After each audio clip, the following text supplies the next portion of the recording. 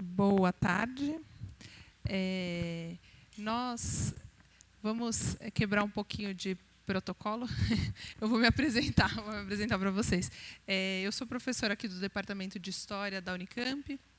Estou vinculada à área de estudos de gênero dentro do campo da história cultural. E agradeço a oportunidade de estar mais uma vez no encontro de História da Arte daqui da Unicamp, que me formou também, ao professor Gabriel Zacarias, que é meu colega de departamento, e aos alunos que apoiaram na organização. Eu tenho como intenção hoje apresentar para vocês algumas reflexões que eu tenho lido, elaborado, pesquisado ao longo das minhas últimas investigações, que dizem respeito à dimensão das categorias advindas do feminismo para pensarmos a história da arte. E eu tenho algumas imagens que eu também trouxe aqui para compartilhar com vocês. Talvez alguns de vocês já até tenham, em algum momento, escutado alguma fala na qual eu mostrei alguma dessas obras, mas não com a intenção hoje de me estender tanto nessas análises das imagens, mas para trazer alguns referenciais um pouco do universo que eu tenho trabalhado. Então, para me apresentar também então para vocês, eu fiz minha formação aqui na Unicamp e o meu doutorado, em parte, eu fiz na Argentina, junto à professora Leonor Arfucci, que é uma professora das Ciências Sociais que atua no Instituto Gino Germani. E ela tem uma discussão sobre espaço biográfico contemporâneo. Então, uma parte da inspiração do meu trabalho foi também pelo diálogo com algumas artistas e pesquisadoras da Argentina. E a minha tese também foi publicada num livro que chama Dramatização dos Corpos, onde algumas dessas reflexões estão presentes. Então, eu vou ler um pouquinho para vocês. Querendo me ajeitar, porque falaram que tem uma posição para o microfone. Acho que vai ser aqui, Gabriel. Então, o campo que conjuga arte e feminismo hoje, ele é um campo muito múltiplo, transdisciplinar, de uma certa forma, e o que mais me interessou até esse presente momento é o fato de que muitas artistas mulheres, hoje, ao redor do mundo, têm utilizado diferentes mídias e artes visuais, teatro, música, cinema, para discutir a constituição das subjetividades femininas, renovando o imaginário social e desconstruindo estereótipos e crenças culturais sobre as mulheres. A arte se compõe, então, assim como um dos lugares do social em que são geradas múltiplas resistências e onde se tensionam complexamente enunciados normativos. Então, eu me propus analisar novas formas de crítica cultural feminista presente em imagens artísticas produzidas por mulheres, assim como suas implicações éticas e políticas na atualidade. Então, para inspirá-los um pouquinho, vou colocar uma imagem de uma das artistas que eu me envolvi no estudo, que se chama Ana Miguel. Essa é a obra que se chama O Sentimento dos Docinhos Frente ao Seu Destino. É a iminência de ser devorada numa festa, tá bom?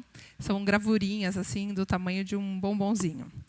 Então, no intercurso com a arte, pensadoras como a Griselda Pollock perguntaram sobre a possibilidade de um futuro do pensamento que esteja efetivamente nutrido pelas transformações advindas dos feminismos, por essa novidade radical que relampeja nos nossos cotidianos.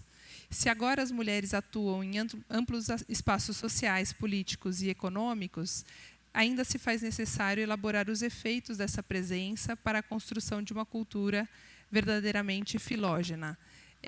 Isso é amiga das mulheres. Essa palavra filógena foi trazida pela Eleni Varicaz, e a Margaret Hago incorpora, de uma certa forma, essa palavra que nós não temos no nosso vocabulário, né? O que significa uma cultura que, em sua ordem simbólica, em sua forma de interpretação do mundo, compreenda o saber e as práticas das mulheres.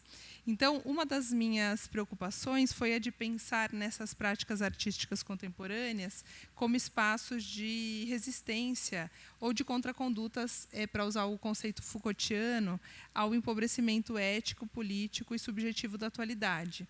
Eu tenho pensado que essas imagens produzem intervenções na cultura, ao mesmo tempo em que as formas de analisá-las também são, de uma certa forma, interferências em algumas narrativas e discursos dominantes.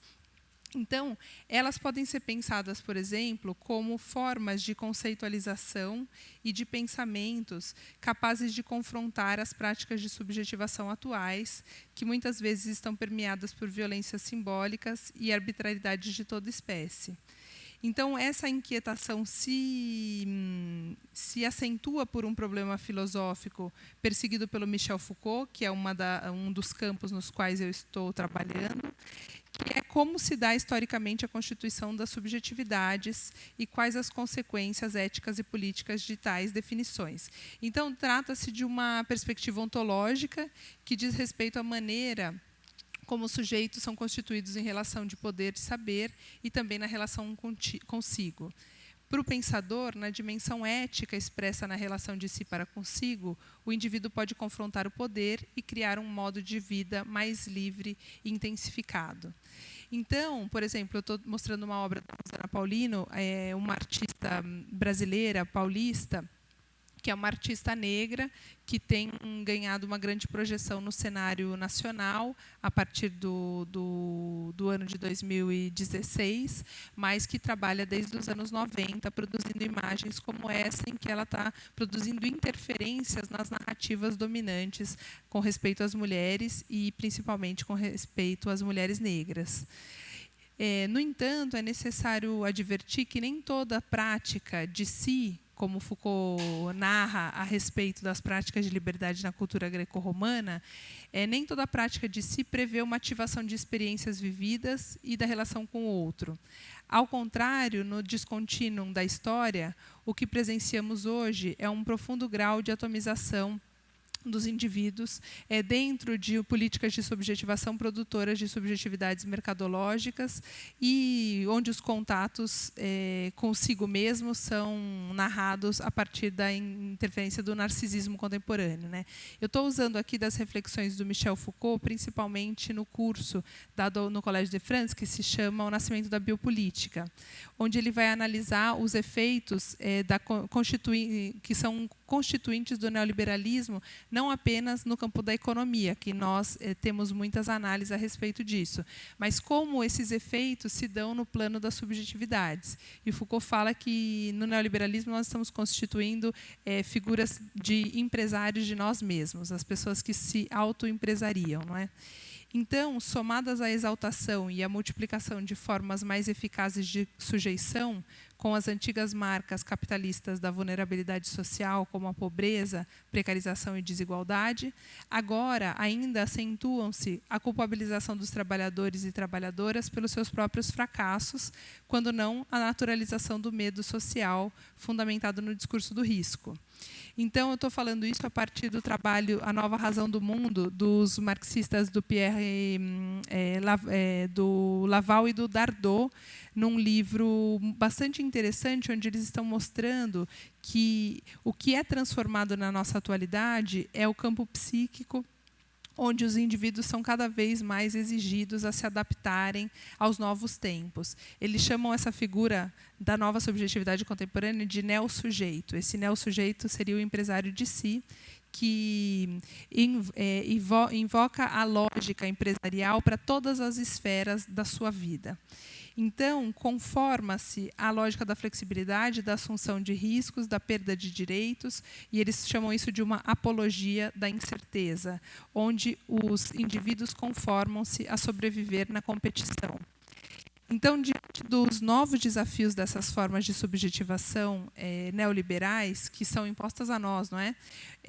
A proliferação de neuroses socioafetivas, de adoecimentos psíquicos diversos, eu tenho pesquisado o efeito de empobrecimento da imaginação e da própria narrativa poética como um dos seus resultados mais assombrosos.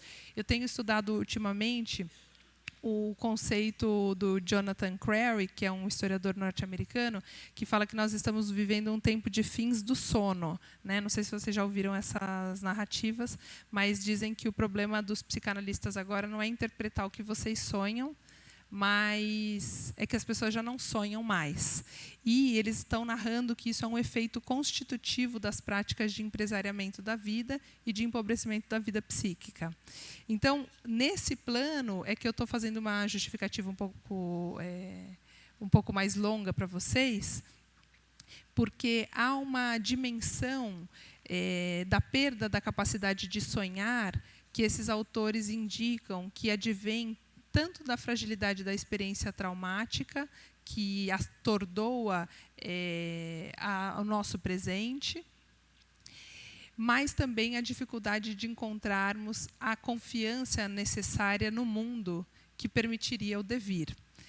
Então, essa esfera tem sido pensada, eu tenho pensado junto com o grupo de pesquisa no qual eu trabalho aqui dentro do departamento, no sentido de como a produção artística das mulheres pode ser pensada como uma forma específica de elaboração de subjetividades que estão confrontando esse tipo de esvaziamento da experiência no mundo contemporâneo, não é? Então, o feminismo que eu tenho lido e que eu tenho trabalhado é o que nós poderíamos chamar de feminismo da diferença, ou feminismo vinculado, por exemplo, aos autores do pós-estruturalismo, coincidindo, por exemplo, com Foucault, ao criticar a ideia de corpos naturais, analisando, em termos de saberes e práticas, a estrutura disciplinar sobre os corpos femininos. Nós tivemos a oportunidade de traduzir uma autora que chama Margaret McLaren, e ela está mostrando a importância de nós pensarmos a subjetividade de forma corporificada, principalmente o corpo como uma fonte de conhecimento e como local de resistência e de constituição da subjetividade. Então, essa narrativa sobre o corpo, ela é prioritária dentro dos feminismos que vão denunciar o dualismo entre mente e corpo e a consequente ligação das mulheres com a natureza, as emoções, e os homens com a mente, a cultura e a razão. E, desse modo, formula-se dentro do feminismo a crítica ao sujeito racional e incorpóreo, enfatizado pelo iluminismo e pela filosofia de Descartes a Sartre. Então, além de rejeitar esses binarismos, as feministas politizaram o corpo. Quer trocar? Então, estou contando para vocês um campo um pouco distante, a princípio, da arte, mas que eu pretendo chegar ao... Molhei a folha toda.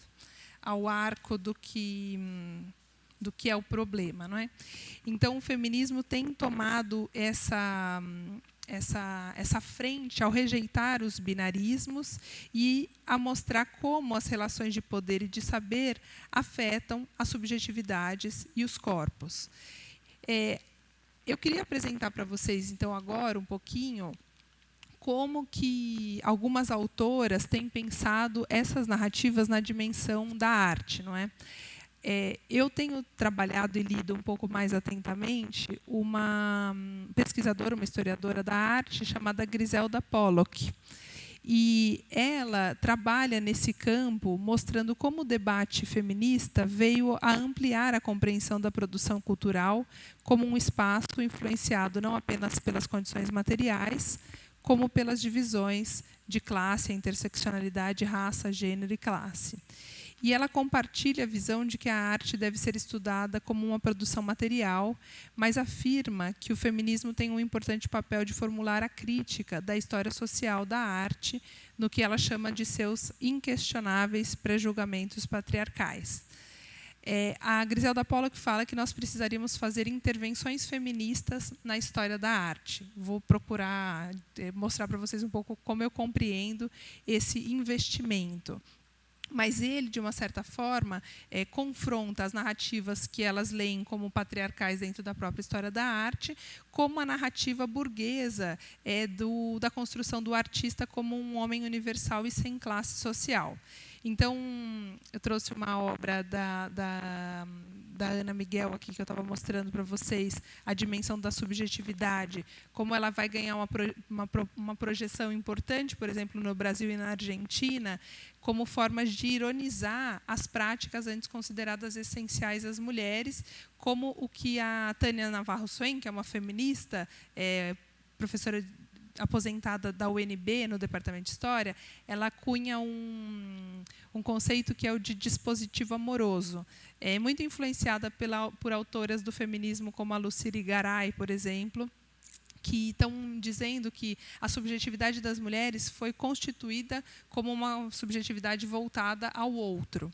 Então, nessa obra que vocês estão vendo, que é uma grande teia de aranha sobre um colchão onde você se deita, tem um coraçãozinho desenhado e ele vai sussurrar palavras doces no seu ouvido. Ele vai sussurrar, I love you, I love you. I love you, I love you. Né?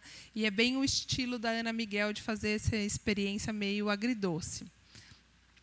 E para falar para vocês um pouco sobre esse confronto com as imagens da ideologia, da arte, da construção do artista, eu trago uma obra da Annabella Geiger, do ano de 75, que é uma fotomontagem com o Lichtenstein, onde ela se coloca sendo pintada por ele, né? E tem outras que ela está casando com o Duchamp, são muito divertidas também.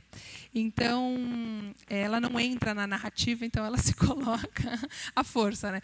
Então, vou ler um pedacinho para vocês da Griselda Pollock num artigo que chama Visão, Voz e Poder. Ela, bem no início, esse artigo, ela ainda está debatendo bastante com o marxismo. Ela diz assim, nossa cultura encontra-se permeada de ideias sobre a natureza individual da criatividade, de como os gênios sempre venceram os obstáculos sociais, de que a arte é uma esfera inexplicável, quase mágica, que deve ser venerada. Esses mitos são produtos de ideologias próprias da história da arte e depois se difundem nos canais que transmitem documentários pela televisão, edições populares de arte ou novelas biográficas sobre vidas de artistas. As perspectivas feministas vêm, então, desconstruir esses discursos estabelecidos, principalmente a partir dos anos 70, mas nos anos 80 isso toma uma projeção bastante grande, discutindo, por exemplo, como a própria esfera da criatividade é considerado um atributo masculino, e de onde, tradicionalmente, se conclui que o termo artista se refere diretamente a um homem. Eu não sei se para vocês isso chega a ser chocante, mas para as mulheres, a tomada de compreensão de que a criatividade não nos pertence é algo de uma ordem assim muito impactante, pelo menos para mim, né?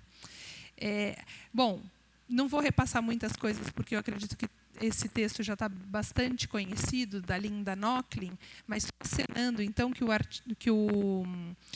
artigo que é considerado fundacional do campo que une a arte aos feminismos, ele vai sair no início dos anos 70, quando também a Gabbard e a Brom, em 72, vão organizar uma exposição chamada Old Mistresses. Não sei se vocês já ouviram falar. Essa exposição, elas estão fazendo uma ironia com a narrativa da história da arte dos grandes mestres.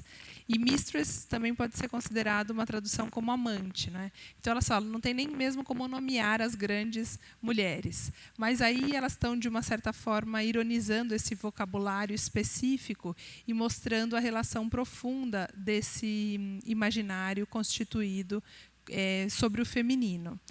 Então, pode-se dizer, segundo a Pollock, que a mulher, como gênio, não existe. E eu acho que a gente nem deve reivindicar isso, não é? Elas foram consideradas virtuosas, amadoras ou anônimas, mas não geniais. E o que se encontra implícito nessa problemática é a posição subordinada das mulheres como trabalhadoras menos recompensadas ou mesmo como mães, numa hierarquia em que os sexos que define socialmente a masculinidade, numa hierarquia entre os sexos que define socialmente a masculinidade e a feminilidade. Então, também tem muitos outros debates que vão surgir, eu não vou entrar muito especificamente neles aqui, mas o debate sobre a fascinação pelo corpo das mulheres dentro do cânone, e o tipo de representação vinculado a um olhar de classe ou social que esteve atravessando a narrativa da história da arte, como elas estão concebendo. É claro que nós estamos falando isso muitos anos depois, né, onde a história da arte tem se transformado profundamente. Eu estou só fazendo um pouco de história para vocês, né, porque eu acho que muitas coisas já têm se transformado. Mas esse amplo trabalho de recuperação, primeiro de nomes de mulheres artistas, tinha como tentativa a correção do discurso da história da arte. E depois, passados 10, 20 anos, por volta dos anos 90, essas historiadoras começaram a pensar que a história da arte não havia efetivamente se transformado após a inserção de nomes de mulheres artistas importantes, que hoje circulam mais na narrativa da história da arte brasileira. As impressionistas, a Cassat, a Morisot, as caravagistas, a Gentileschi, a Vigée Lebrun, né, as pintoras de corte e tal. Ou o que nós estamos tendo no MASP hoje, a Lavínia Fontana e a Sofonisba Anguissola. É assim que fala? Né? Mas elas estão falando, nesse momento, elas estão refletindo que a própria prática de ter descoberto ou redescoberto esses nomes não havia transformado a disciplina. Isso leva a uma reflexão de que as mulheres sempre haviam participado do campo das belas artes, mas, por alguma razão, a Pollock está colocando essa reflexão para nós, simplesmente, no século XIX e XX, elas começam a assumir dos manuais de história da arte, justamente quando a disciplina se configura.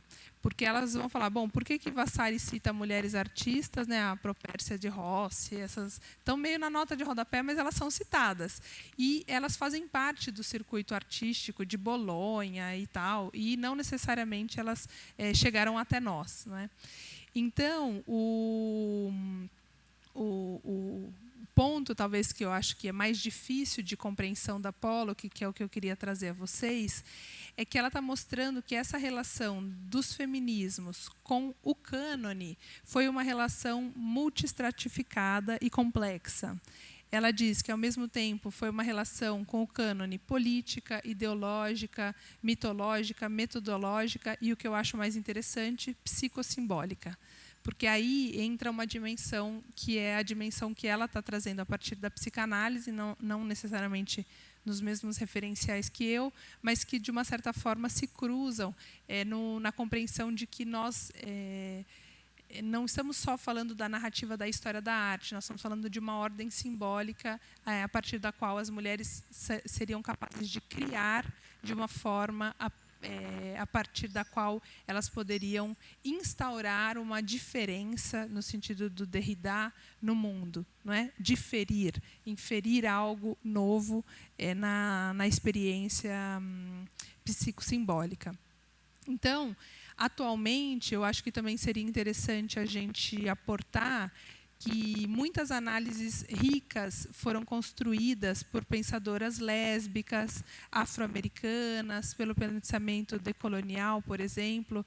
Eu cito aqui duas referências que a própria Pollock traz, a Michelle Wallace, que está trabalhando com as mulheres negras, e a Lorraine O'Grady, que talvez vocês conheçam, que faz a narrativa sobre a Olímpia, né? Mostrando a dimensão racial e sexual no quadro. Então, de uma certa forma, elas estão compreendendo que o feminismo, quando ele se volta à história da arte, ele tem um certo compromisso com o campo da representação para além da própria história da arte. Existe uma dimensão que eu chamaria até de uma preocupação política, porque a Pollock vai falar, nós precisamos formular inscrições, marcas, ranhuras nas narrativas. E a narrativa da história da arte é uma das narrativas que mais consolida o imaginário sobre o que é a criação e sobre o que é a possibilidade da imaginação das mulheres. sei se está dando muito para acompanhar, mas... essa é a Cristina Salgado, artista carioca, professora da UERJ, tem tese publicada, todas elas têm tese, tá? Elas nasceram nos anos, final dos anos 50, anos 60, então são professoras e tal. A Rosana Paulino tem tese, a Cristina Salgado tem tese e tal. Bom, não sei quanto tempo eu falei, mas vocês me cortam qualquer coisa. Nessa série, então, final dos anos 90, ela vai nomear de nuas uma série de pinturas de pequeno formato e de esculturas em que ela vai fazer uma alusão às marcas da feminilidade bem estereotipadas nos anos 50. O sapato de verniz, a unha pintada de vermelho e tal. Elaborando um pouco a experiência de inconformidade das mulheres com essa própria subjetividade marcada no corpo, não é? Então, os modos de reler... eu estou fazendo um pouco de paralelismo, mas, na verdade, é porque eu acho que as imagens nos ajudam a conceitualizar esses aspectos que elas estão trazendo em termos de análise. Então, esses modos de produzir ou de questionar o cânone não são apenas formas de buscar uma equidade, por exemplo, que poderia dizer respeito à quantidade de mulheres que nós conhecemos ou que nós estudamos nos nossos cursos e tal, embora eu teria adorado conhecer essas artistas antes. Quem me apresentou as primeiras mulheres artistas foi a Heloísa Buarque de Holanda e a Norma Telles. Não sei se vocês conhecem, mas são duas referências do feminismo brasileiro. Não é? Então, não se trata apenas de uma dimensão onde nós estaríamos buscando uma equidade, mas o que eu mais me afeiçoo é a dimensão que propõe uma prática analítica, crítica, conceitual, que nos permita explorar dimensões da criação feminina que não necessariamente nós podemos fazer por meio de conceitos como os que nós já temos. E isso não é apenas na arte, né? Porque nós estamos numa linha que a gente trabalha diferentes esferas culturais, não apenas, então, eu me referiria nisso nas artes visuais. Então, ela vai falar, a Griselda Pollock, que nós teríamos 3 posturas que, de uma certa forma, marcaram o pensamento feminista na relação com o cânone. A primeira é essa. Tem 40 livros contando a história dos homens, nós queremos colocar mais 5 na prateleira que vão completar a história da arte. Elas falaram, não deu certo, não adiantou nada, porque todo mundo acha que quem fala de a mulher artista é assunto só de mulher, isso não se refere à história da arte, e elas consideraram que isso manteve as práticas de exclusão. Depois, a segunda pergunta que ela faz a respeito desse momento, que eu acho bastante interessante, que eu queria trazer aqui para vocês, que é a pergunta que talvez me move como pesquisadora um pouco mais intensamente, é como podemos fazer do trabalho cultural das mulheres uma presença efetiva no discurso cultural, né, que mude tanto a ordem do discurso como a hierarquia de gênero. Ou seja, essa transformação ela não visaria apenas transformar a ordem do discurso, mas transformar também a própria forma como nós, enquanto olhar masculino, ocidental, independente do nosso gênero, nós somos conformados por um olhar branco, masculino, não é, ocidentalizado e tal. Então, por aí vai. Agora, a segunda resposta que foi dada... essa daqui eu não tinha mostrado antes. Nesse sentido da ironia fina das artistas brasileiras, eu destaco essa imagem da Rosana Paulino, do ano de 97, em que ela seleciona uma fotografia familiar de uma família negra e contrasta com os objetos que seriam as armas do Império, o pente, o batom, o franguinho assado, e por aí vai, tá bom? Essa é uma artista argentina chamada Silvia Gai. que eu trabalhei um pouco mais diretamente no doutorado também. Então, isso é para mostrar a vocês, esse é um útero, tá bom? Que, inclusive, não sei se vocês sabiam que antes do século XVIII não tinha sido feita a anatomia dos corpos femininos, né? O Thomas Laqueur conta que achava que a mulher era o homem menos. Não se sabia nem dos órgãos. O clitóris, não, você sabe que foi agora, em 2016, que eles descobriram que o clitóris não é só a ponta que sai para acima da vagina, ela tem toda uma parte assim dentro dos grandes lábios. Sabiam? Então, procurem na internet a história do clitóris. 2018 foi que uma anatomista descobriu que o clitóris ele é toda uma região irrigada nos grandes lábios. É uma coisa impressionante. Eu fiquei chocada de descobrir isso só agora, não é? Mas o ponto com respeito à anatomia feminina é que aqui ela está elaborando uma imagem de um refinamento bastante grande, usando uma técnica que é uma técnica da avó, né? Essa coisa meio que no Brasil também tinha, mas na Argentina tinha muito, de fazer cestinha tal, e fazer uma submersão no açúcar para ficar duro, que daí você podia servir os convidados com alguma coisinha feita por você, né? Então, eu estou trazendo essa obra porque o segundo movimento do cânone que o feminismo propôs ao cânone foi de valorizar esse tipo de marca, que seriam as marcas da domesticidade feminina, mas são principalmente as marcas de uma feminilidade burguesa, né? Do século XIX, da família nuclear, da ideia da mãe, rainha do lar, né? A ideia do Rousseau e tal, a Sophie. Então, a ideia de que era preciso valorizar, por exemplo, as artes têxteis, a cerâmica, tal, circulou muito em contraposição ao que as belas artes consideravam como arte naquele momento. Mas também foi colocada uma dimensão social, marcando por que as práticas, por exemplo, das trabalhadoras e os desafios que as mulheres que eram trabalhadoras, operárias, tinham, e o que elas produziam em termos de materialidade, não poderiam ter uma dimensão considerada estética. E, bom, aqui eu trouxe, está um pouquinho ruim, mas é um detalhe da Sylvia Guy, onde ela vai bordar moscas numas almofadas, que ela faz o bordado nos anos 90, e no contexto da epidemia de AIDS na Argentina. Tá bom? Então, é uma exposição maior, assim, e tem esses animais, esses insetos, e esses bordadinhos, por exemplo, com a mosca.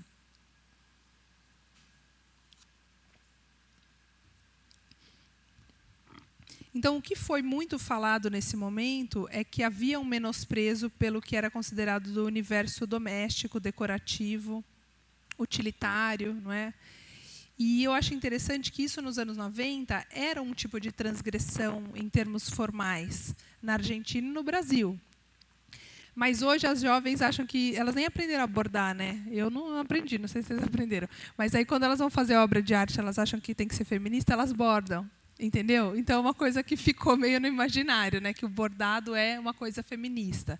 Agora, o que seria feminista no bordado? Não o bordado em si, mas a compreensão do que é essa partilha dos saberes e das práticas que as mulheres tinham acesso.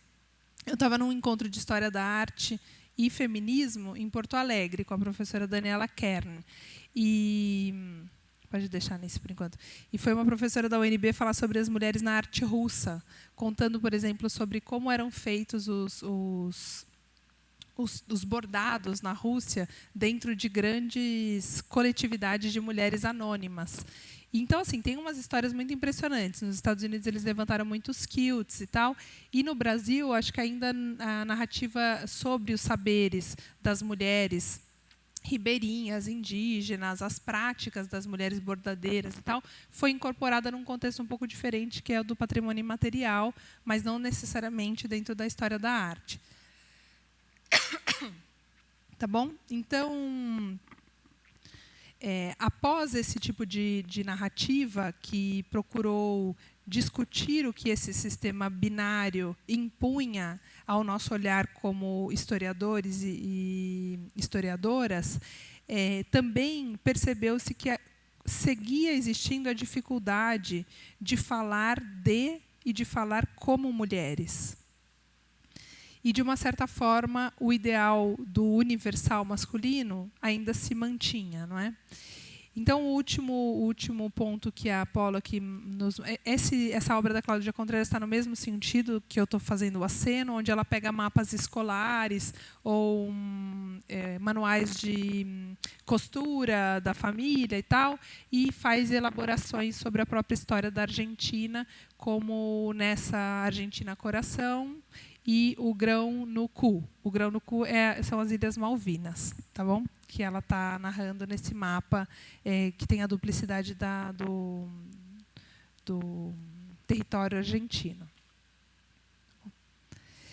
Bom, então, isso eu vou deixar para vocês, é uma narrativa que tem a ver com a história política da Argentina e como os artistas visuais interferiram na denúncia sobre os desaparecimentos de 30 mil pessoas, no mínimo, no contexto da ditadura militar argentina, né, no governo da junta, e eles faziam essas silhuetas no espaço público como forma de marcar a presença desses corpos ausentes. Isso foi usado, por exemplo, por vários artistas como uma referência à ditadura militar, principalmente no contexto argentino.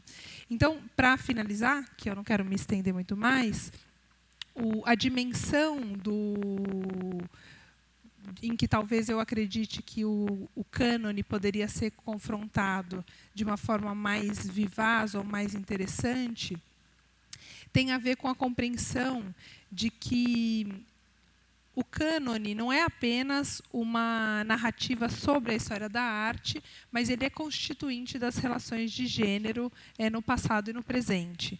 Então, por exemplo, Apolo que fala: confirmamos que a diferença sexual estrutura as posições sociais das mulheres, as práticas culturais e as representações estéticas. Também sexualizamos, portanto, desuniversalizamos o masculino. Opa! Eu espero. Exigindo que o cânone seja reconhecido como um discurso gendrado. Não é? Quer dizer, compreender que as narrativas pelas quais nós trabalhamos estão atravessadas pelas dimensões sexuais e de gênero que são incorporadas na nossa própria forma de narrar o mundo.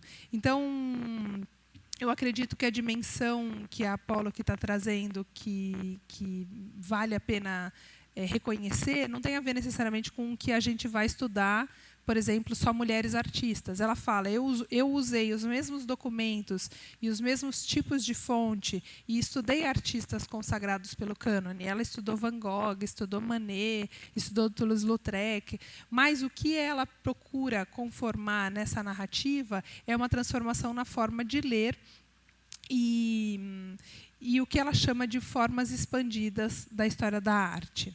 Então, eu acredito que essa possa ser uma dimensão interessante, e o que eu queria finalizar com vocês tem a ver um pouco mais com as nossas pesquisas aqui na linha, mostrando que, por exemplo, como nós estamos fazendo a aproximação entre os elementos da dimensão da subjetividade com a arte, não tem, então, tanto a ver com as formas representativas que o feminismo assumiu na América Latina. Porque eu pesquisei bastante e não havia, na América Latina, exceto na Argentina nos anos 70, antes da ditadura militar, um grupo consolidado que se considerasse de arte feminista no Brasil.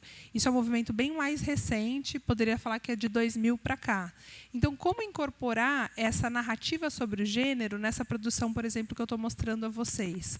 Essa era uma produção que é muito mais ampla do que eu estou trazendo. Eu trabalhei com poucas artistas num cenário muito maior. Eu trabalhei nos principais eixos da Argentina e do Brasil. Então, assim, a multiplicidade de artistas é ainda mais abundante, mas o olhar que era feito a essas obras nunca incorporava a dimensão de gênero, né? Nunca. Assim, nos anos 90, na redemocratização no Brasil, algumas curadoras, pesquisadoras, professoras como a Ana Teresa Fabres, que vai estar aqui hoje, a Kátia Canton, fizeram leituras no contexto do feminismo. Mas, até então, essas obras não conseguiam ter um olhar capaz de absorver algumas dessas intenções e dessas discussões. Então, nessa obra, por exemplo, que se chama Almas, a Cláudia Contreras faz um bordado com prédios, né, com uma arquitetura militar ligada à ditadura argentina e aspectos do corpo humano, às vezes um bordado que acena ao coração, a um órgão, ao cérebro. Por exemplo, nesse, ela borda a frente, né, da ESMA, que é a Escola da Mecânica da Armada, que é um dos prédios mais icônicos no sentido de ter sido um centro de detenção e de tortura e desaparecimento na Argentina. Então, essas preocupações, de uma certa forma, se alinham com essa perspectiva de Pollock, de observarmos em nossos trabalhos o sujeito em diferença, explorando esses processos sociossimbólicos, esses processos dinâmicos das subjetividades construídas histórica e socialmente. Então, contra qualquer imagem estável ou natural, elas vão observar, por exemplo, a longa duração dos sistemas patriarcais e mostrando que os processos de diferenciação de gênero e o que nós vamos chamar de identidade são muito fluidos, profundamente marcados historicamente, e esse é o argumento da Butler, né, no Problemas de Gênero, e são performativizados pela cultura, sendo a arte uma dessas esferas. Tá bom? Então, basicamente era isso que eu queria mostrar a vocês. E, para finalizar, uma obra da Cristina Salgado, que é do ano de 95. Eu percebi muito que essas artistas, nos anos 80 e 90, início dos anos 2000, elas tinham um embate muito grande em termos subjetivos com o lugar delas como artista e com a constituição da criação a partir do corpo. Por isso que, de uma certa forma, eu as uni num mesmo trabalho de análise. No entanto, elas não tinham um vocabulário para falar eu sou feminista. A própria Rosana Paulino mesmo, quando eu comecei as entrevistas e comecei a trabalhar com a obra dela, ela falava, Luana, eu não achava que eu fazia uma obra feminista, eu achava que eu fazia uma obra feminina. Né? Porque eu tinha elementos da costura, elementos da experiência da minha mãe com a costura, a experiência da tradição religiosa afro-brasileira da minha família, mas eu não necessariamente me narrava como feminista. Por que eu estou contando isso para vocês? Porque eu não sei se eu pude ser claro o suficiente, mas eu estou procurando fazer uma distinção bastante grande do que é a arte feminista, por exemplo, nos Estados Unidos, ou na França, do que foram essas produções de contexto de saída dos regimes ditatoriais no Brasil. Porque aqui a preocupação não era a identidade feminista, juntar-se numa militância, marcar-se como mulheres. De fato, muitas vezes elas reagiam ao receio de serem excluídas do circuito da arte por serem taxadas de feminista. O feminismo era um temor para elas, não era algo que necessariamente era bem visto, né? Como as jovens hoje, artistas, muitas vezes já não têm nada a perder, então falam que são feministas desde os 5 anos de idade. Né? Mudou muito a cabeça. Mas o que elas estavam elaborando, de uma forma que eu considero profundamente sofisticada, é a dimensão ética do embate de um artista consigo no processo de criação. E o que é preciso desfazer-se ou despossuir-se ou se desvencilhar-se das narrativas do que significa ser uma mulher para produzir uma obra feminista. Nesse caso, eu que estou analisando, né, como feministas, tá bom? Então, como eu já falei muito, acho que eu vou ficar por aqui. Queria falar que algumas dessas reflexões eu estou trazendo de uma historiadora da arte espanhola chamada Assunta Bastas. E a Assunta, ela lê muito a Guerrera Riveras e as mulheres da livraria... Tá ruim isso aqui, né? Da livraria de mulheres de Milão, que são uma outra experiência do feminismo, não muito próximo ao feminismo brasileiro, mas que eu acho que podem dar saídas interessantes na dimensão com a subjetividade. Então, talvez, para completar, o que eu gostaria de colocar aqui é que muitas vezes eu percebo as pessoas com um certo receio de incorporar dimensões de gênero na análise da história da arte, com esse receio que era muito típico das mulheres artistas, que é isso vai empobrecer meu trabalho, vai fazer com que eu tenha uma visão militante, identitária, que vai restringir as possibilidades simbólicas dessa análise. Quando o que eu percebo cada vez mais é que o feminismo tem aportado leituras, possibilidades de perspectiva crítica, interseccionalidades, principalmente na dimensão da compreensão de que as subjetividades, como diz a Rose Braidotti, são nômades, né? Os processos de constituição do gênero não são estáveis. A própria Butler fala isso, que nós só somos mulheres ou homens por meio de um investimento social, histórico, cultural, com muita violência, né? Então, essas narrativas que confrontam esse tipo de constituição de si são as que eu acho profundamente transgressoras no cenário latino-americano.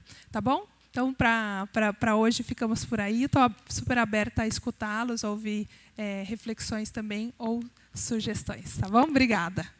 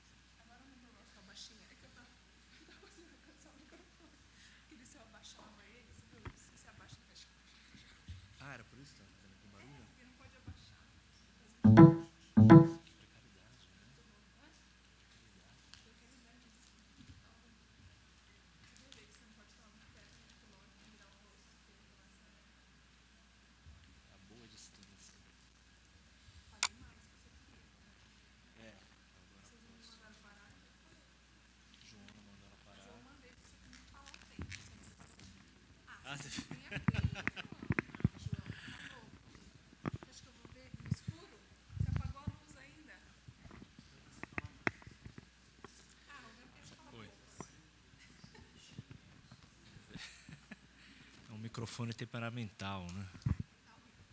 Vamos ver. Assim vocês me ouvem bem? Por enquanto, né? Bom, eu agradeço a Luana pela apresentação bastante estimulante. Certamente a gente vai ter bastante coisa para discutir depois.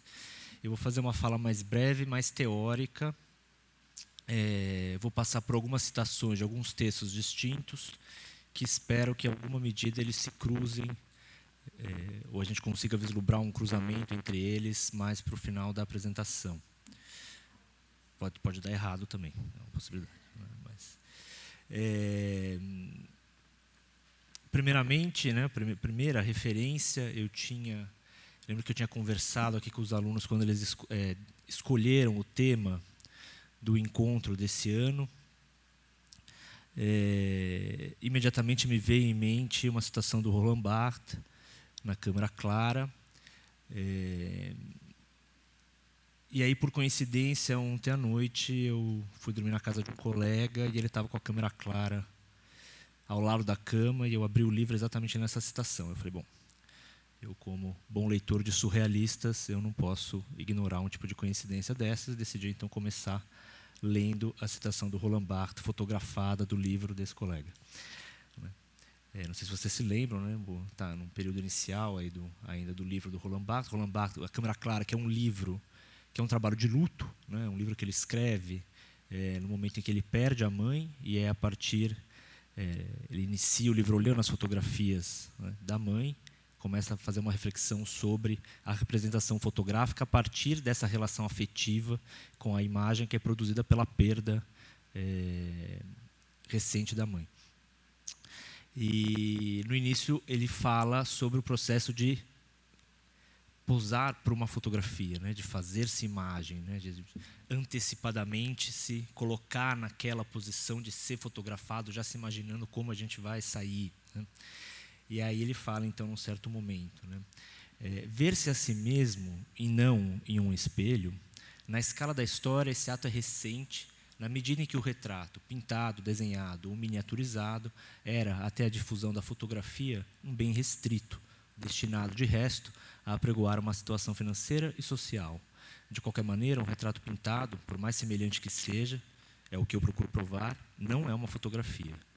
É curioso que não se tenha pensado no distúrbio de civilização que esse ato novo traz. Você pensou um pouco, né? Não é que não se pensou, mas tudo bem. Eu queria uma história dos olhares, né? Aqui vocês inverteram o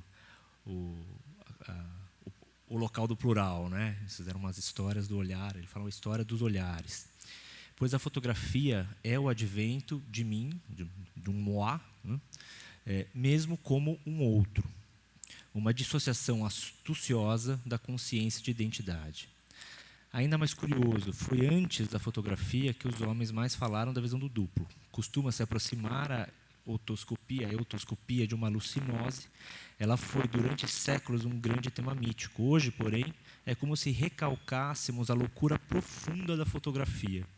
Ela lembra a sua herança mítica apenas por esse ligeiro mal-estar que me toma quando eu me olho um papel. Ele está colocando a questão de ter essa sua própria imagem projetada em um suporte exterior.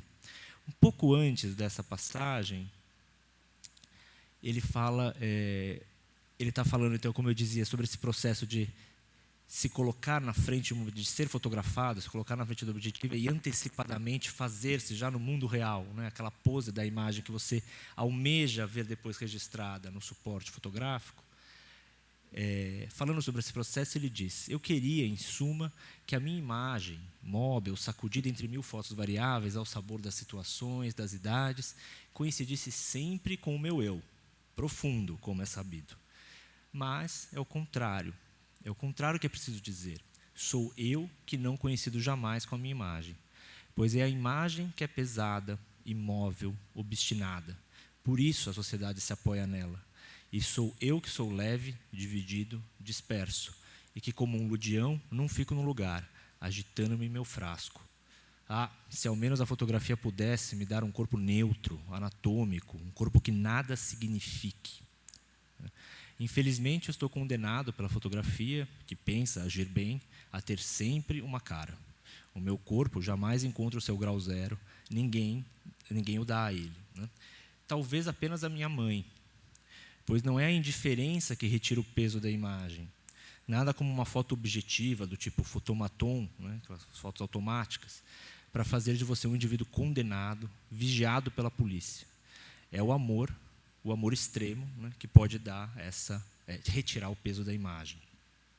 Então, bom, tem uma série de coisas nessa passagem, né? Para quem conhece Roland Barthes, vocês veem a ressonância de várias questões que aparecem em outros textos dele, né? Tem o próprio termo do grau zero, e essa reação agora a buscar algo que não signifique, né? Ele que foi um dos grandes promotores de um pensamento semiológico na França da década de 50 e 60, né? Buscando agora uma abordagem totalmente diferente da imagem, que não é aquela de buscar a semiologia da imagem, mas, pelo contrário, sonhar com uma fotografia que consiga retirar o significado do corpo, né? Mas existe também essa questão, que, como eu dizia, tem a ver com o trabalho do luto que ele está passando com relação à perda da mãe, mas que é muito interessante de pensar aquilo que pode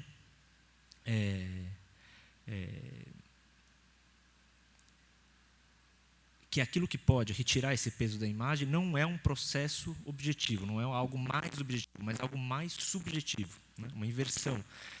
Quando ele menciona o fotomaton, né, obviamente a gente pode ter aqui em mente o exemplo dos surrealistas, né, que tiravam aquelas fotos nas cabines, né? O fotomaton é aquela cabine de foto automática, e os surrealistas achavam aquilo o máximo, porque era uma fotografia que não era feita por um sujeito, né? Então, justamente esse caráter objetivo da máquina tirando a foto daria um outro valor para aquela fotografia, né? E aqui ele está falando, não, isso é ainda pior, né? Porque só uma relação afetiva muito específica é capaz de dessignificar, né? De aleger essa imagem como ele está buscando. Bom, dito isso, né? Deixa o Barthes para lá, algo disso vai voltar lá para frente.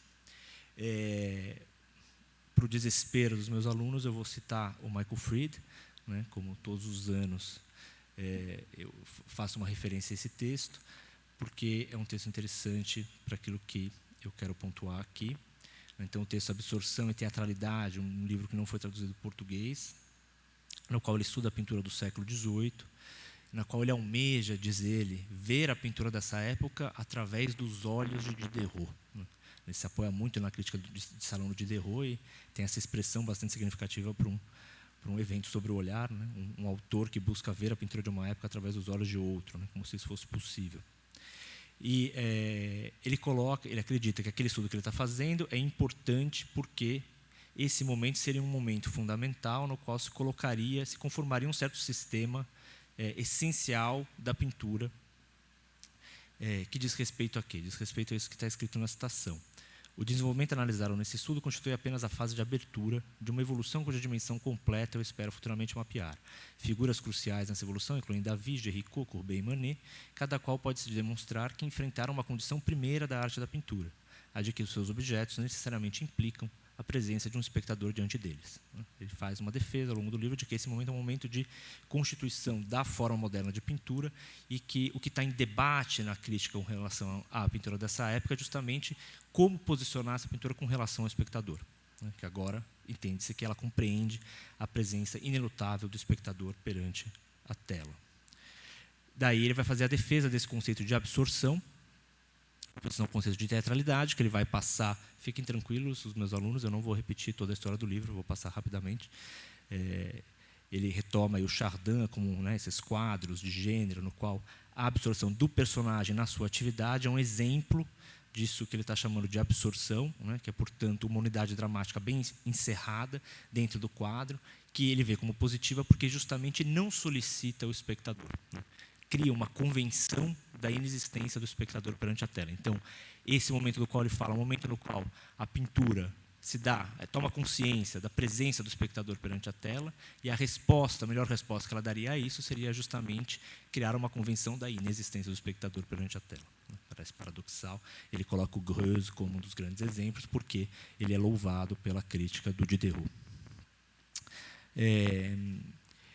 Isso chega, né, essa vontade de fugir do olhar do espectador chega a um ponto máximo na descrição, na leitura que ele faz, aí uma passagem bastante bonita, a leitura que ele faz ao final do livro, do quadro do Géricault, A Balsa da Medusa, né, Le Radeau de la Méduse. Se vocês conhecem a história do quadro, ele retrata um evento real, no qual, após um naufrágio, alguns sobreviventes, né, conseguiram se manter ali fizeram uma balsa com os destroços, conseguiram se manter vivos e tiveram que comer os corpos daqueles que tinham morrido e tal. Foi um grande escândalo à época e tal. E ele representa dessa forma, né, esse acontecido, e aí a leitura que o Fried faz é: os esforços dos homens na balsa para serem vistos pelo minúsculo barco no horizonte podem ser vistos como motivados não apenas pelo desejo de resgate das circunstâncias terríveis que são representadas na pintura, mas também pela necessidade de escapar do nosso olhar, para pôr um fim ao fato de serem vistos por nós, para serem resgatados da inelutável presença que ameaça teatralizar mesmo o seu sofrimento. Então, essa vontade, há um barco, né? Acreditem em mim, o quadro de grandes dimensões, quando visto ao vivo, a gente consegue enxergar esse barco que está no horizonte, para o qual eles estão acenando, pedindo resgate, né? E isso faz com que todos os personagens, né, se coloquem de costas para o espectador, nessa organização bastante bem regimentada, em forma piramidal. E a leitura do Fried é de que justamente essa representação de uma experiência de horror se faz... teria que ser feita, como fez o Géricault aqui, né, buscando escapar à sua iminente teatralidade perante o espectador, então, portanto, buscando a fuga para com o olhar do espectador.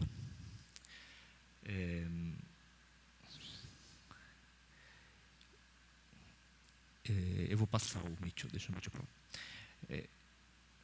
Então, interessante, né? Bom, a gente leu lá o Fried falando que, então, o início dessa forma de pintura, da pintura moderna, do tableau, era marcada pela percepção de que, necessariamente, agora o pintor teria que levar em consideração a presença do espectador perante a tela. Esse objeto que eu coloquei ali, já na abertura da apresentação, e ao qual vou voltar no final também, um objeto do Man Ray, que teve 2 nomes diferentes. Inicialmente ele foi o objeto a destruir, e depois, reconstituído, ele se tornou o objeto indestrutível. Quando ele foi originalmente feito, que o Murray falou sobre a criação desse objeto, né? Que, como vocês podem ver, é um metrônomo com uma fotografia de um olho, colocada com clips no pêndulo do metrônomo, né? Nada mais do que isso. O que fala o Murray? Eu tinha um metrônomo em casa que eu acionava quando eu estava pintando. Como um pianista, né? Da mesma forma que um pianista o aciona quando está tocando. Os seus estalos, os estalos do metrônomo, regulavam a frequência e o número das minhas pinceladas. O quão mais rápido ele ia, mais rápido eu pintava. E se o metrônomo parava, então eu sabia que eu tinha pintado por tempo demais, que eu estava me repetindo, a pintura não era boa e eu a destruiria. Um pintor precisa de uma plateia. Então, eu fixei a foto de um olho no pêndulo do metrônomo para criar a ilusão de estar sendo assistido enquanto eu pintava. Um dia, eu não aceitei o veredito do metrônomo. O silêncio era insuportável, e como eu o havia batizado com certa premonição de objeto de destruição, eu o esmaguei em pedaços. Então, justamente essa consciência do pintor, né, que o espectador vai estar presente, já é trazido agora para o próprio momento da pintura e é encarnado nesse objeto, para ser em seguida, né, transformado na necessidade de elidir a presença desse espectador perante a tela, o objeto destruído. Mais tarde, o objeto é refeito, ele é apresentado quando os surrealistas estão nos Estados Unidos. O Breton edita essa revista e na revista a gente vê uma reprodução do objeto, e a reprodução é acompanhada da seguinte legenda sobre como fazer, né, o objeto. Então, a legenda traz as instruções, né, vem instruções. Recorte os olhos de uma fotografia de alguém que foi amado, mas que não se vê mais. Fixe os olhos ao pêndulo do metrônomo e regule o peso para o tempo desejado. Mantenha até o limite da resistência. Com um martelo, mire bem e tente destruir tudo com um único golpe.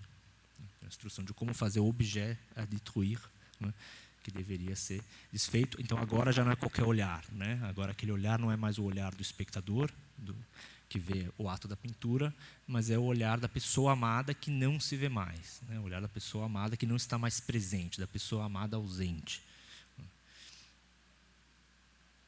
Que deve durar um tempo, que tem uma temporalidade, que depois deve ser destruído. Muito bem, né? Então, vamos lá. Passando para o próximo capítulo.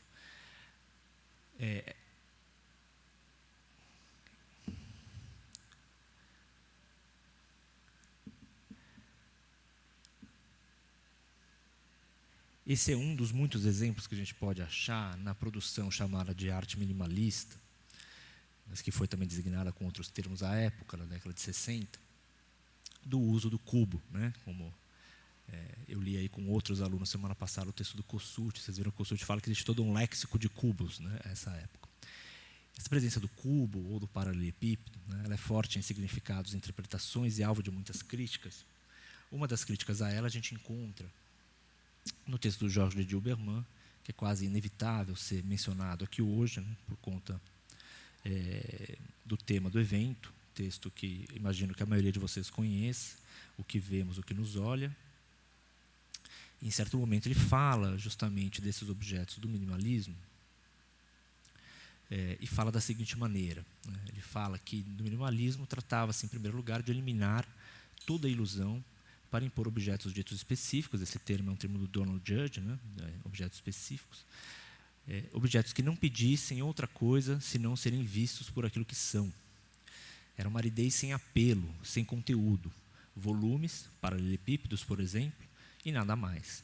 Volumes que decididamente não indicavam outra coisa senão eles mesmos, que decididamente renunciavam a toda a ficção de um tempo que os modificaria, os abriria ou os preencheria, ou seja lá o que for.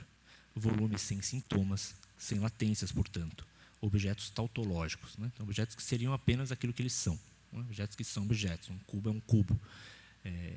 Objetos sem aqui termos fundamentais, né, para aqueles que conhecem a produção do Georges de Dilberman, objetos que renunciavam a toda a ficção de um tempo. Objetos sem sintomas, sem latência. Né? Então, a ideia de que esse objeto tautológico, esse objeto que foi desprovido, portanto, das formas representativas, né, e que não almeja mais remeter a algo além dele mesmo, né, ele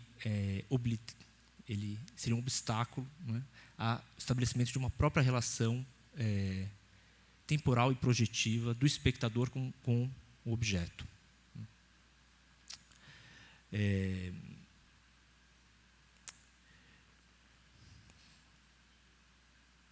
O que é algo muito forte, né, em forte oposição a o que o Jorge Dilberman está propondo como reflexão, como possibilidade, né, de leitura dos objetos artísticos, na obra dele em geral, especificamente nesse livro.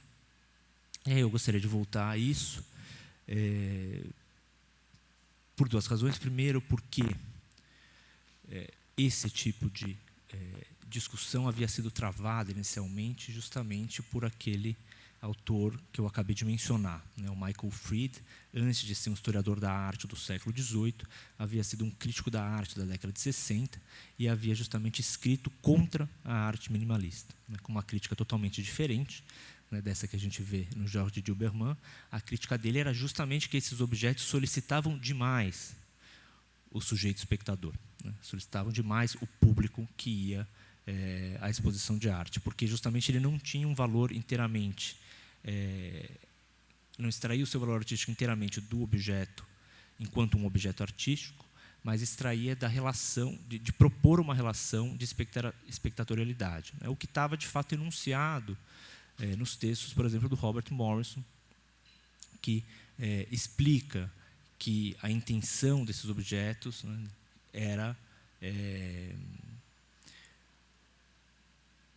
era dar início a um processo de percepção fenomenológica, né? Então, que o objeto seria apenas um dos termos da relação, né? É o que ele fala, que seria necessário, então, ativar a presença do sujeito perante o objeto, que ia perceber esse objeto de maneira diferente de acordo à sua situação espacial. Onde o sujeito estivesse com relação àquele objeto e onde aquele objeto estivesse, ele perceberia o objeto de diferentes maneiras, em diferentes condições de luz, em diferentes condições de percepção, né?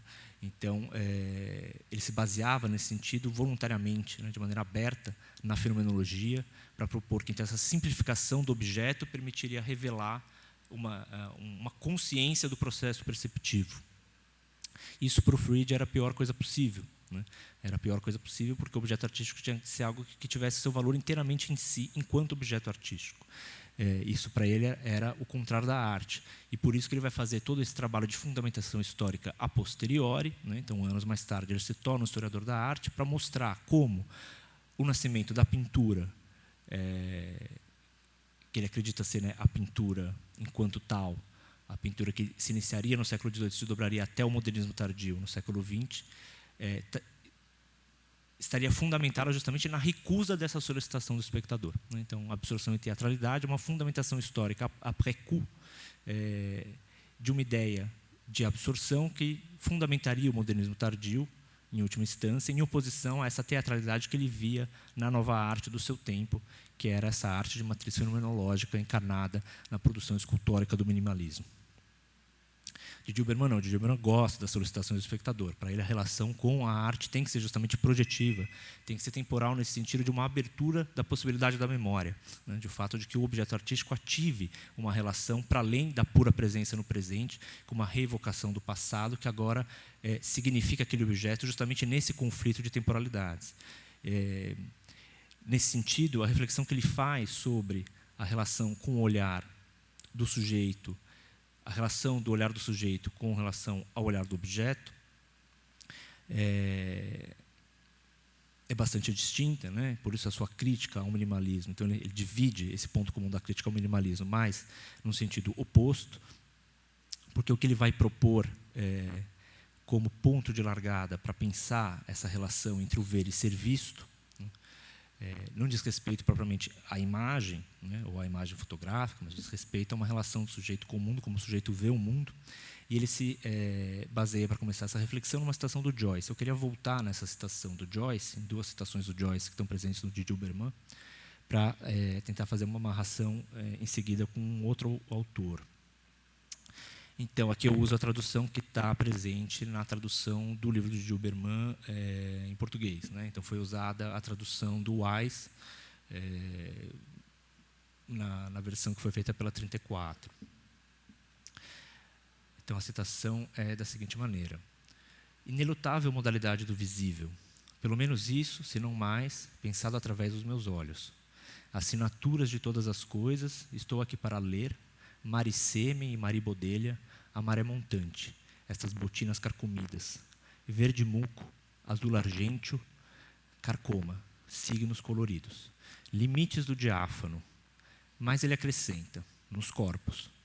Então, ele se compenetrava deles, corpos antes deles coloridos. Como? Batendo com a sua cachola contra eles, com os diabos, devagar. Calvo ele era e milionário, maestro de color quissano, limite do diáfano em... Por que em? Diáfano a diáfano. Se pode pôr os 5 dedos através, é porque é uma grade, senão uma porta. Fecha os olhos e vê.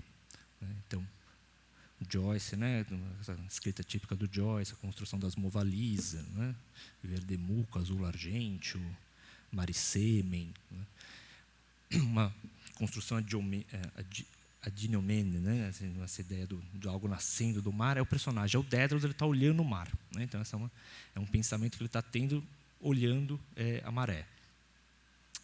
O que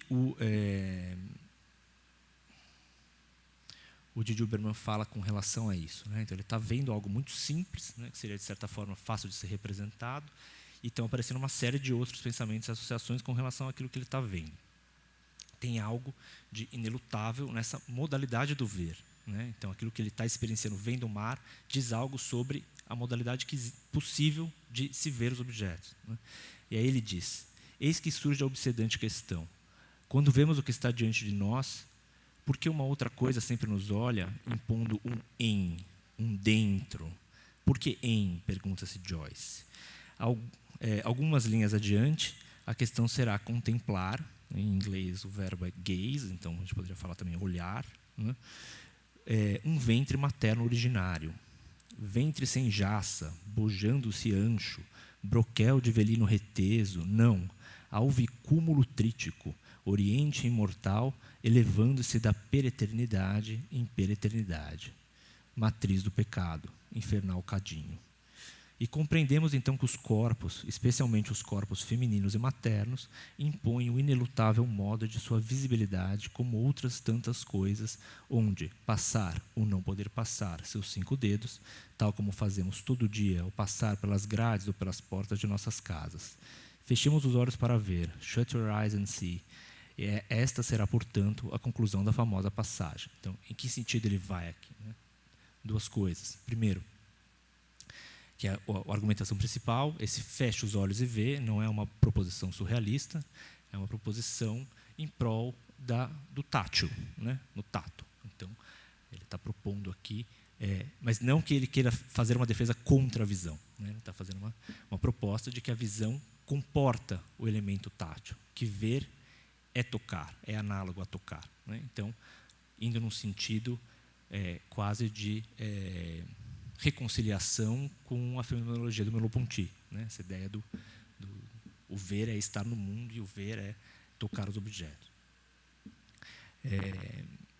Mas eu acho muito interessante que tem essa passagem na qual ele remeta, nesse momento aqui, ao ventre materno, né? Então, estar dentro, né? Então, algo disso que não está sendo compreensível, que gera o estranhamento no momento da visão, aparece formulado no uso dessa preposição em, que remete a uma interioridade, e se completa numa citação mais para frente com a evocação da memória do ventre materno. Sigamos. Adiante. Lembranças, aí outra citação do Joyce, né? Ainda na mesma sequência. Lembranças assaltam-lhe o cérebro meditabundo, o seu corpo dela, com a água da bica da cozinha, né? Então o corpo dela, né? Para depois que houvera comungado, os seus olhos prescrutadores, fixando-se-me da morte, para sacudir e dobrar a minha alma, em mim somente, o círio dos mortos a alumiar a sua agonia, lume agonizante sobre face torturada, seu áspero respirar ruidoso, estertorando-se de horror, enquanto todos rezavam a seus pés, seus olhos sobre mim para redobrar-me. O que está acontecendo nessa passagem?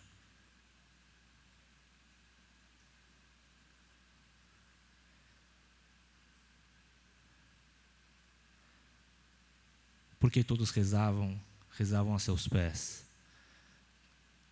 Áspero respirar ruidoso, né? Os olhos fixando-se-me da morte. Todos rezavam a seus pés. A pessoa está morrendo, certo? Né? A pessoa que está morrendo. E essa pessoa que está morrendo não é qualquer pessoa. Essa pessoa é a mãe. Né? O seu corpo dela com a água da bica da cozinha. Né? Então, num primeiro momento, lembrança do ventre materno. Segundo momento, é assaltado da lembrança da morte da mãe. Então, diz o Didi Berman, depois Stephen terá visto esses olhos se fecharem definitivamente. Desde então, o corpo materno inteiro aparece-lhe em sonho, devastado, flutuante, não mais cessando doravante de fixá-lo. A inelutável modalidade do visível adquire então para Dédalos a forma de uma coerção ontológica, medusante, em que tudo o que se apresenta a ver é olhado pela perda da sua mãe. Então, esses dois momentos, o ventre, a perda da mãe, são as lembranças que assaltam o Dédalos nesse momento de reflexão sobre o modo do visível perante o mar verdemuco. Aí eu proporia fazer um cruzamento, né, entre isso que aparece no Didi Berman e aquilo que aparece num outro texto. Bom, esse gráfico vem originalmente do seminário do Lacan, não diretamente, como vocês podem ver, porque ele está em inglês, né, mas originalmente ele é um gráfico que é apresentado no 11º seminário do Lacan, no momento que ele discute sobre o olhar, né, de Regard, em 1964, e aí isso é retomado, quem estuda a arte contemporânea já viu sendo retomado pelo Hal Foster. Né. Isso já aparecia retomado naquela coletânea O Retorno do Real, e aparece retomado de outra maneira no último livro do Hal Foster, Bad New Days, que ainda não foi traduzido aqui. E por que isso é interessante? É interessante justamente porque ele coloca a reflexão do Lacan, coloca justamente esse problema do ser olhado por aquilo que vemos. Né? Coloca o problema do olhar do objeto. Então, isso que está aparecendo na discussão do Didi Berman, através da reflexão do personagem joyciano, né? Então, que é essa sensação, ao ver algo, a gente se sente fixado por aquilo que olhamos. Né? Então, estamos vendo algo e aquele algo nos olha. Aqui, no caso do Dédalos, está aparecendo como um retorno, né, de outro tempo, uma lembrança que o assalta do olhar da mãe no momento da morte. No caso da discussão do Lacan, ele coloca, de fato, enquanto um olhar do objeto, um olhar do mundo sobre o sujeito. Né? Então, ele diz, bom, tudo bem, né? A gente sabe que os objetos emitem luz e aí, na nossa retina, isso forma uma imagem. Mas a gente tem que levar em consideração que nós também estamos na imagem. E que nós fazemos parte dessa imagem que é vista a partir do objeto. Né? Então, ele faz esse primeiro gráfico, né, que seria o gráfico tradicional. Então, o objeto se torna imagem, né, por conta da sua projeção geométrica na retina, a partir da luz. Mas, se a gente entender que nós estamos também na imagem, né, nós somos vistos a uma tela na qual nós aparecemos, né, para o objeto. E aí ele faz essa proposição dos dois cones, né, para propor então que o sistema total do Regard seria esse. Né? Então você tem o Regard, o gaze em inglês, então o olhar em inglês é o olhar do mundo sobre o sujeito. Né? E esse sujeito da representação é um sujeito cognitivo. Né? Então o sujeito cognitivo ele é um sujeito de uma representação para o olhar do mundo, enquanto que haveria, então, esse espaço de mediação entre essas duas instâncias do olhar, o olhar do sujeito, o olhar do objeto, que é essa que ele vai chamar de imagem écran, né? A imagem tela. Aí o Hal Foster escreve o seguinte nesse texto sobre o objeto. O significado da imagem tela é obscuro. Eu entendo que o termo remete à reserva cultural da qual cada imagem é apenas uma instância. incluindo as convenções da história da arte, bem como os códigos da cultura visual, essa tela media para nós o olhar do mundo e, ao fazê-lo, protege-nos dele, capturando o olhar e domesticando-o em imagens. Então, a ideia é que o olhar, esse olhar que está falando é o olhar do mundo. Então, esse olhar do mundo que toma o sujeito, que ameaça o sujeito de certa forma, ele é domesticado em imagens, domado em imagens. Aqui, como frequentemente nos filmes de horror, o horror significa, primeiro e acima de tudo, o horror do... Ah, não, desculpa, eu pulei algo aqui. Então, ele está falando dessa ameaça do mundo. Antes, essa citação vem depois. Aí ele dá como exemplo quem? Sid Sherman. Né? Ele fala, bom, Sid Sherman tem uma obra interessante para nós porque ela mostra uma passagem entre esses três pontos, entre esses três polos. Né? Ele fala, bom, se num primeiro momento a arte procurou justamente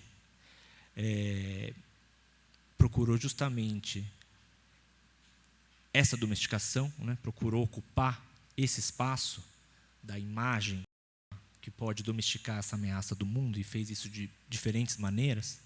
Agora, a partir da década de 80, a arte contemporânea começou a dar sinais de que ela queria ir no sentido oposto, queria justamente romper essa imagem tela e ir em direção ou ao sujeito da representação ou ao olhar do mundo. E aí ele diz, bom, na Sid Sherman a gente encontra esses três momentos. Né? No primeiro momento, há uma reflexão sobre o sujeito da representação, e aí, nesse momento, a gente encontra, então, um ponto de contato justamente com aquilo que estava lá na citação do Barthes, né? Essa vontade, esse estranhamento, na verdade, né? Essa reflexão sobre o fazer-se imagem no suporte, a imagem de si fora de si, né? E o quanto essa imagem de si fora de si entra em choque com aquilo que é esperado imaginariamente, que a gente constrói imaginariamente como expectativa de imagem de si, com base nas imagens que consumimos. Né? Então, aí já numa sociedade na qual os processos sociais são prioritariamente mediados pela produção e circulação de imagens, a construção da imagem de si, ela incorpora aquilo que se projeta a partir das imagens que se consomem. Né? Então, isso que seria colocado em choque num primeiro momento, apresentado com estranhamento, por exemplo, nos filmes stills da Sid Sherman. Mas, ele diz, ela vai cada vez mais, né, nesse trabalho dela sobre a representação, ela cada vez menos trabalha sobre o sujeito da representação, ou seja, como as imagens dos sujeitos são feitas, como as nossas imagens são produzidas, e cada vez mais vai furando esse lugar de domesticação da tela e indo em direção ao irrepresentável do mundo, né? Algo que já não consegue mais, que não se situa mais naquele polo do sujeito da representação. E é isso que ele vai chamar de abjeto. Né? Por quê? Porque ele diz que essa desconstrução, então o corpo que vai se tornando desfigurado e que finalmente se torna irreal, incompreensível e assustador, essa é uma imagem muito forte, né? Porque você conjuga um pouco de tudo aquilo que eu estava falando, e que tem o efeito, né, do horror no momento da apreensão perceptiva. Ele entende como esse deslocamento em direção a esse campo do olhar, do gaze, né?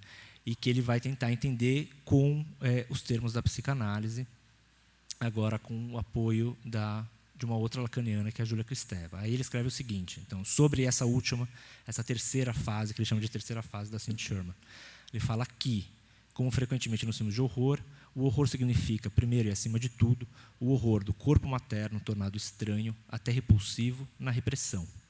Esse corpo é também o primeiro local do objeto, uma categoria do ser ou não ser, definida por Kristeva como nem sujeito, nem objeto. Mas, de alguma forma, antes de ser o primeiro, então antes de ser sujeito, porque antes da separação completa com a mãe, ou depois de ser o segundo, como um cadáver entregue à objetidade, objecthood. Né? Então, e aí que é a imagem forte, né, com signos claros do corpo feminino, do corpo materno, né, o seio, o ventre, e o rosto, né, envelhecido, que sinaliza a decrepitude e a morte.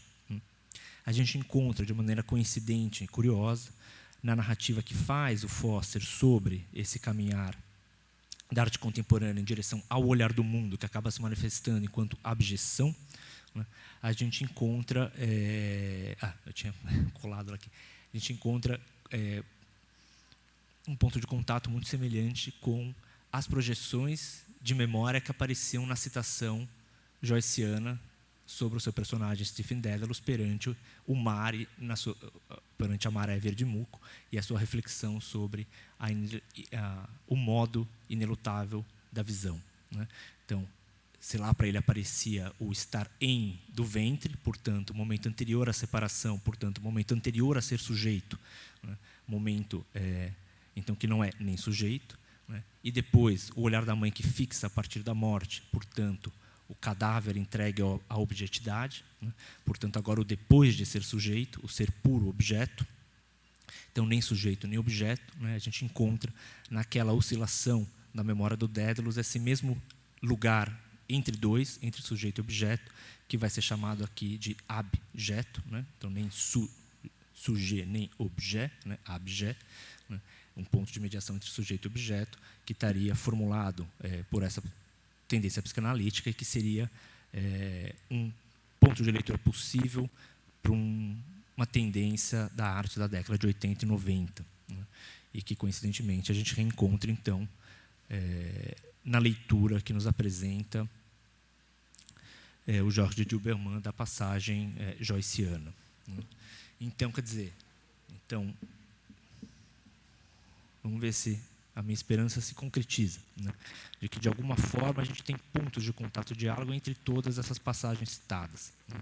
Então, a questão materna, presente na reflexão do Roland Barthes sobre a fotografia, a esperança desse olhar materno como aquilo que pode dessignificar a imagem e que, portanto, seria capaz de restaurar por um surplus, né, de subjetividade e não de objetividade, capaz de restaurar esse anteparo domestificador que a cultura pode oferecer com relação ao caráter ameaçador do olhar do mundo real, do mundo do objeto, mas que se vê inelutavelmente desfeita pela necessária perda do objeto amado. E a perda do objeto amado se torna aquilo que nos joga de volta na pura objetividade, né? Isso se dá de maneira constantemente reencenada no objeto do Man Ray, entre ser objeto a destruir e objeto indestrutível, né, como aquilo que nos olha enquanto o olhar, justamente esse olhar maternal, o olhar da pessoa amada, mas que pela própria temporalidade se torna olhar da perda e que então deve ser destruído e reduzido à pura objetividade. Mas, assim como no objeto destruído se torna indestrutível, né, esse olhar do mundo real, esse olhar que vem do objeto, ele está constantemente a ser refeito, restabelecido e reapresentado enquanto olhar presente numa temporalidade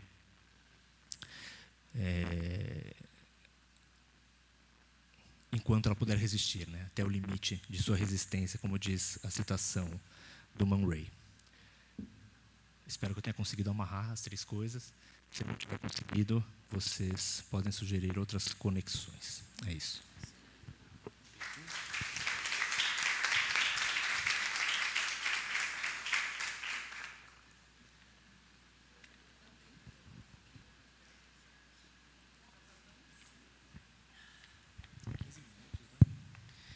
E aí a gente abre para perguntas. Faz 10 minutos. 10 minutinhos. Alguém quer começar? Tem alguma pergunta na plateia?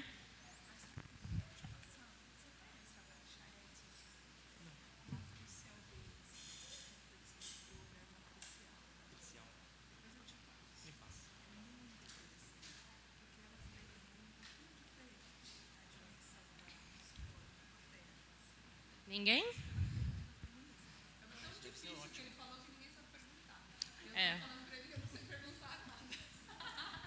Não, você está falando que você tem uma outra leitura. Não, eu não estou falando que eu não consigo debater com ele, né? É muito difícil. Está meio alto, né? Não deu uma interferência?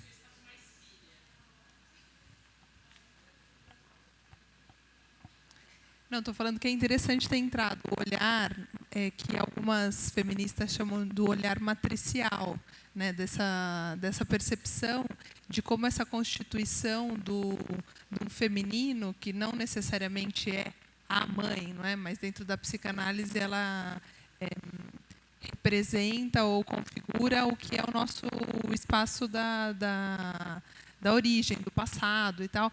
Ele é lido pelas feministas, às vezes, com algumas contraposições, né? Inclusive, tem toda uma possibilidade dentro do feminismo de pensar se essa nossa relação simbólica com a figura da mãe não foi profundamente rompida por até mesmo por essa leitura psicanalítica que nos impele a olhar a mãe como algo que sempre vai ser destruído para a nossa constituição subjetiva, né?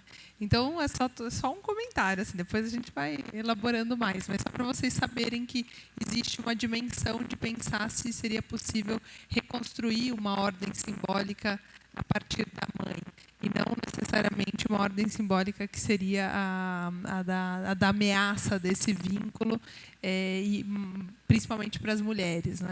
Porque a leitura crítica da psicanálise existe, embora elas continuem na psicanálise, né? A Lucília Garay, a Kristeva e tal, elas fazem uma leitura que vai e vem dentro da psicanálise. Mas eu achei interessantíssimo, dificílimo, não sei, quero que vocês perguntem. Né? Muito, muito interessante. É só um comentário mesmo.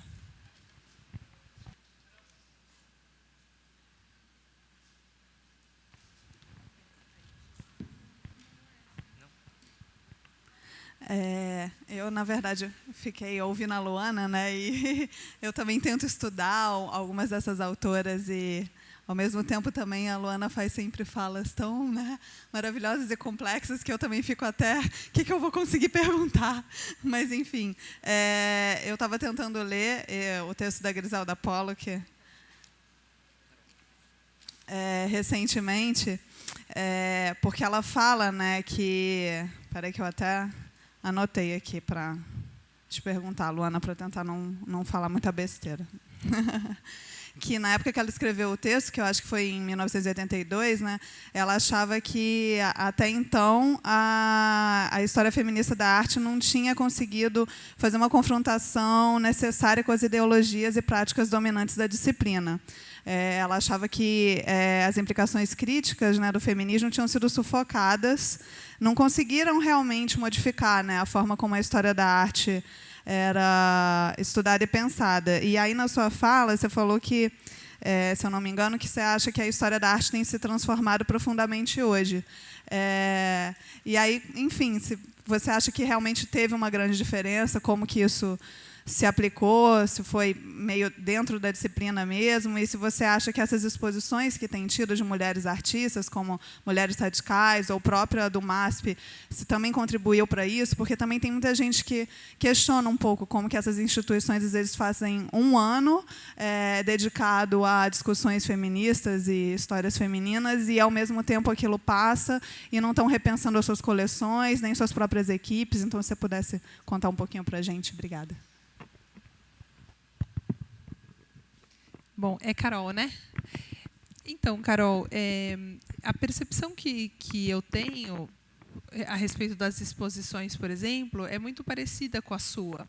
É de que existe a percepção de que nessas exposições ainda a construção, principalmente curatorial, não dá conta de fazer com que essas imagens que têm potencialidades críticas pela sua própria história, pela ausência, pela invisibilidade, que elas pudessem, de uma certa forma, produzir uma vibração crítica de caráter feminista no nosso meio, não é?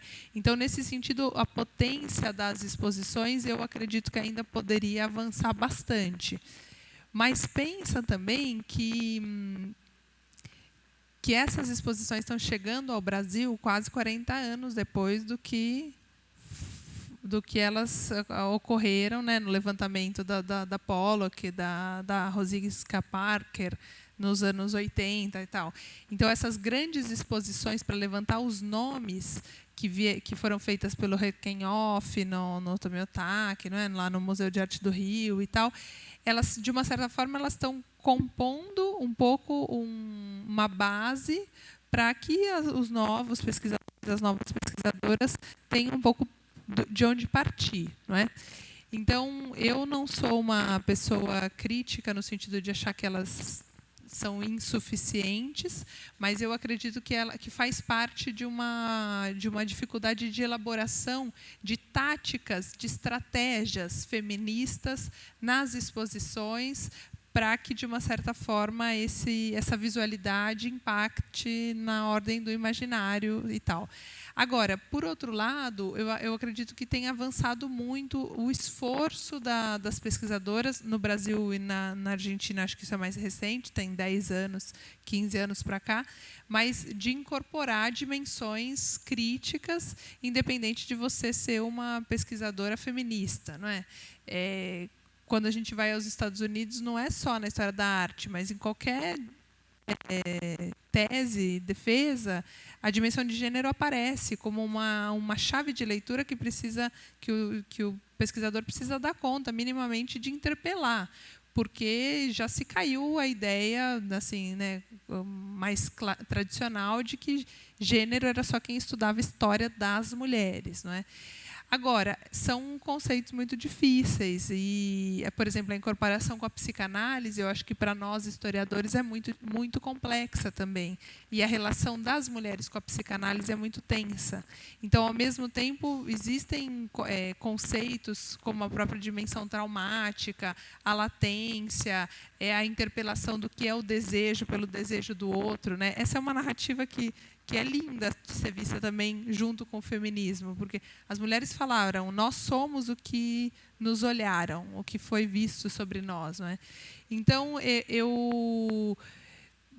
quando eu comecei a pesquisar, eu me sentia muito solitária, ninguém falava do tema, agora tem exposição, tem todo mundo falando e tal, eu vejo como avançando, mas não necessariamente as práticas curatoriais ainda acompanharam no Brasil. Agora, não é muito impressionante que a gente falava da Tarsila do Amaral, da Tarsila do Amaral, da Tarsila do Amaral, e aí, quando faz uma exposição da Tarsila do Amaral, bomba desse jeito, com as filas que ficaram, que ela tenha virado um ícone, assim, eu achei muito interessante. Eu não parei ainda muito para elaborar isso, né? Mas percebe-se que as pessoas irem ver a Tarsila do Amaral é porque a narrativa de que as artistas mulheres tinham sido excluídas entrou no imaginário. Porque eu acho que, senão, ninguém ia ter ficado na fila 5 horas. Não é? Porque está em todo livro, todo mundo sabe o nome dela e tal. Então, alguma coisa eu acho que está acontecendo. E assim como está acontecendo com a arte negra, né? A Rosana Paulino fala que 2018 foi a semana de 22 da arte negra. Ela que fala que alguma coisa no Brasil, né, estourou, entendeu? Apareceram as relações de poder, aí tem uma exposição que vai fazer uma Bienal, só tem curador branco, só tem não sei o quê, daí todo mundo já mete o pau em cima. Quer dizer, começa a tensionar, não necessariamente isso vai dar o resultado identitário em termos poéticos que nós queremos, mas eu acho que é um caminho, acho que é um primeiro passo. Eu penso assim, como é que nós vamos passar sem o trabalho da Ana Paula Simeone? A gente não sabia nem que existia a Julieta de França, a Georgina de Albuquerque, né? Não sabia nem o nome, eu nunca tinha ouvido falar, não sabia nem que tinha essas artistas mulheres. Então, eu penso que assim, a gente também tem que ter um pouco de paciência na formação do campo no Brasil, e o feminismo é muito ensaístico, de certa forma, porque é uma exploração de potencialidades. Não dá para eu falar, essa aqui é a técnica para você fazer uma análise feminista da arte, né? Porque isso é contrário ao próprio feminismo, que se reabsorve, se reinventa, se critica continuamente. Então, eu vejo positivamente, mas ainda sinto que não é exatamente o impacto das exposições ainda não é, evidentemente, um impacto feminista. Tá bom? Alguém mais? Então, como o tempo já está bem apertado, eu agradeço muitíssimo, em nome da comissão, a participação da Luana e do Gabriel. Em 10 minutos a gente já volta para a mesa de encerramento, para a conferência, na verdade, de encerramento, com a professora Ana Tereza Fabres.